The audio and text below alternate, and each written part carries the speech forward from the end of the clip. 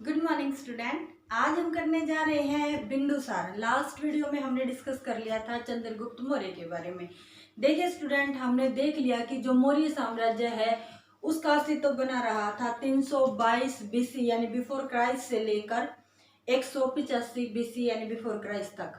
ठीक है स्टूडेंट, तो हमने बात कर ली थी कि इसकी नींव किसने रखी थी। तो चंद्रगुप्त मौर्य ने इसकी नींव रखी थी और 298 बीसी में कायाक्लेश के द्वारा या संथारा प्रथा के द्वारा उन्होंने अपने प्राण त्याग दिए और सारा राजपाट अपने पुत्र बिंदुसार को सौंपकर वो चल बसे।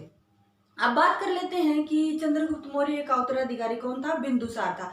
आज उसी का डिस्कस कर रहे हैं। तो देखिए, बिंदुसार को ही एमिथ्रोचेटा कहा जाता है। अब कुछ साक्ष्य मिले हैं कि बिंदुसार को और क्या क्या कहा जाता है, तो हम देख लेते हैं। पहले तो इनके शासनकाल की अगर बात करें तो 298 बीसी बिफोर क्राइस्ट से लेकर 273 बीसी तक इनका शासनकाल रहा है। और कुछ साक्ष्य मिले हैं जिनके आधार पर बताया जाता है कि इनको और क्या क्या बोला जाता है। तो वायु पुराण की अगर बात करूं तो उसमें भद्रसार और वारिसार बोला जाता है।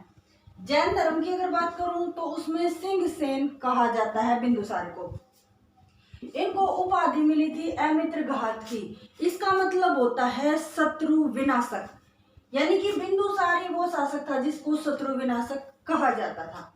अब बात करते हैं कि जैसे वे अनुयायी थे जो चंद्रगुप्त मौर्य हैं, वो उन्होंने जैन धर्म को अपनाया था। तो ये अनुयायी किसके थे? आजीविक संप्रदाय के। इसी प्रकार बात करें तारासिन कौन है? एक जैन विद्वान है। उन्होंने बिंदुसार को क्या कहा है? उन्होंने बिंदुसार को कहा 16 राज्यों का विजेता। यहाँ मैंने देख लीजिए एक बार, 16 राज्यों का विजेता किसने कहा? ये काफी इंपॉर्टेंट है, बहुत बार पूछा जाता है। ये एक भी फैक्ट ऐसा नहीं है कि जो पूछा नहीं जाता, इनमें से कोई ना कोई फैक्ट किसी न किसी एग्जाम में जरूर पूछे जाते हैं।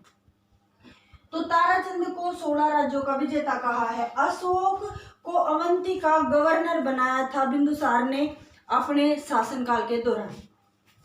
अगर बात करें कि महत्वपूर्ण घटना कौन सी घटी थी, तो महत्वपूर्ण घटना घटी थी बेटे, तक्षशिला में 2 विद्रोह हुए थे और इन विद्रोह को दबाने के लिए पहले सुसीम को और बाद में अशोक को भेजा गया था।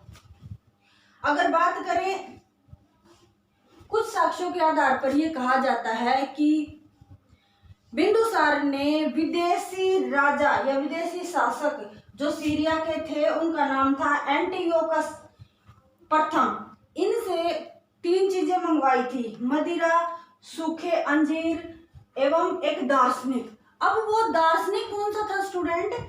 वो डायमेक्स था। जो दार्शनिक इन्होंने भेजा था वो डायमेक्स था। अब कहा जाता है कि ये डायमेक्स था ना, वो मैगस्थनीज का उत्तराधिकारी था। यहाँ 2 इंपॉर्टेंट फैक्ट ये हो जाते हैं, दोनों ही मोस्ट इंपॉर्टेंट हैं। अगर ये पूछे कि डायमेक्स किसके शासनकाल में आया था, तो हम कहेंगे कि बिंदुसार के में। और ऐसे भी पूछा जाता है कि मैगस्थनीज किसके शासनकाल में भारत आया था, तो ऑब्वियसली हमें पता है कि चंद्रगुप्त मौर्य के शासनकाल में आया था। तो इसी बात को जो ये है कि भाई ये किसने कहा है कि विदेशी राजा से इसने ये चीजें मंगवाई थी, तो ये कहा है एथिनियस ने। एथिनियस के अनुसार ही ये कहा गया है कि बिंदुसार ने विदेशी शासक से ये तीनों चीजें मंगवाई थी। इसी प्रकार बात करें तो इम्पोर्टेंट फैक्ट ये भी है बेटा, कई बार डायरेक्ट क्वेश्चन पूछ लिया जाता है। ये मैंने यहाँ कुछ प्रांत लिख दिए हैं और उनकी राजधानी लिख दी है। उत्तरापथ की राजधानी तक्षशिला, दक्षिणापथ की राजधानी सुवर्णगिरी, अवंती की राजधानी उज्जैनी और प्राची या पूर्वी प्रदेश की राजधानी पाटलिपुत्र। ठीक है स्टूडेंट, तो अब देखिए पाटलिपुत्र को ही पोलिब्रोथा कहा जाता है। किसने कहा ये पोलिब्रोथा पाटलिपुत्र को किसने कहा? तो ये कहा था मैगस्थनीज ने। और मैगस्थनीज ने कौन सी पुस्तक लिखी थी? इंडिका नामक पुस्तक लिखी थी।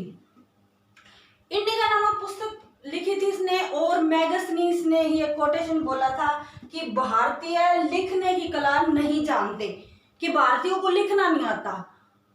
ठीक है, ये कहा था मैगस्थनीज ने।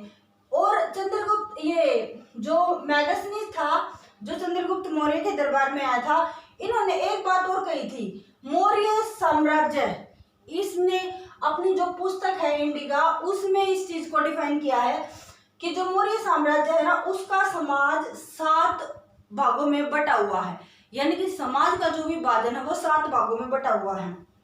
ठीक है, तो इस प्रकार बिंदुसार का टाइम पीरियड समाप्त होता है।